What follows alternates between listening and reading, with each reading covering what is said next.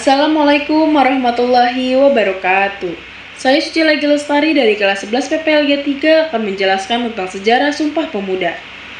Sumpah Pemuda diperingati setiap tanggal 28 Oktober untuk mengenang ikrar penting yang dicetuskan oleh para pemuda Indonesia pada Kongres Pemuda kedua tahun 1928 di Jakarta. Kongres ini dihadiri oleh berbagai organisasi pemuda dari berbagai daerah, seperti Jong Java, Jong Sumatera, Jong Celebes, dan lainnya.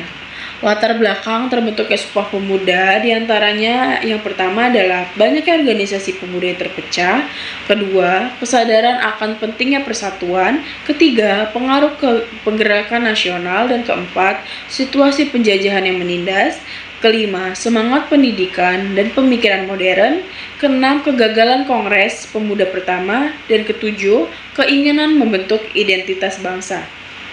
Kongres Sumpah Pemuda itu adalah pertemuan para pemuda dari berbagai organisasi untuk mempersatukan visi perjuangan Indonesia untuk menuju kemerdekaan.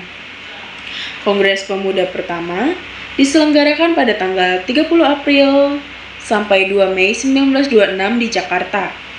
Dipelopori oleh beberapa organisasi pemuda seperti Jong Java, Jong Sumatera Brown, Jong Ambon, dan lainnya. Tujuannya untuk menyatukan organisasi pemuda yang saat itu masih bergerak sendiri-sendiri. Kongres Pemuda kedua diselenggarakan pada tanggal 27 sampai 28 Oktober di 1928 di Batavia, Jakarta, diketuai oleh Sugondo Jojo Puspito dan dihadiri berbagai organisasi pemuda daerah, bertujuan untuk memperkuat persatuan dan persatuan visi pemuda dalam perjuangan nasional. Pada Kongres Pemuda kedua ini berlangsung di 3 sesi, yaitu sesi pertama 27 Oktober membahas pentingnya persatuan bangsa. Sesi kedua 28 Oktober mendiskusikan pendidikan, pergerakan pemuda, dan cita-cita kebangsaan. Sesi ketiga 28 Oktober pada malam, puncak acara pembacaan teks Sumpah Pemuda. Adapun ikrar Sumpah Pemuda yang pertama, kami putra dan putri Indonesia mengaku bertumpah darah yang satu, tanah air Indonesia.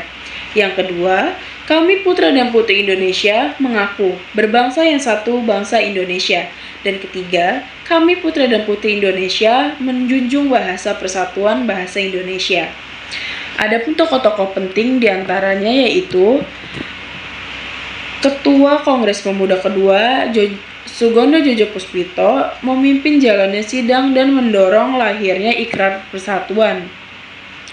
Ada Wakil Ketua Kongres Pemuda kedua yang berasal dari organisasi Jong Java yaitu RM Djoko Marsaid, dan penggagas ide persatuan bahasa yaitu Muhammad Yamin yang mengusulkan bahasa Indonesia sebagai bahasa persatuan, menyusun konsep satu nusa, satu bangsa, satu bahasa. Dan ada WR Supratman memperdengarkan Indonesia Raya pertama kali. Lagu ciptaannya menjadi simbol nasionalisme. Pengaruh Sumpah Pemuda yang pertama itu menjadi tonggak pentingnya lahirnya semangat persatuan nasional.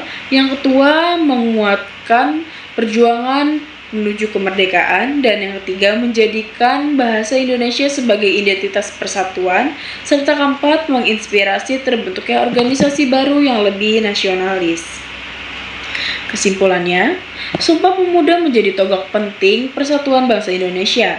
Semangat para pemuda tahun 1928 menjadi inspirasi bagi generasi sekarang untuk terus menjaga persatuan dan kontribusi bagi kemajuan bangsa.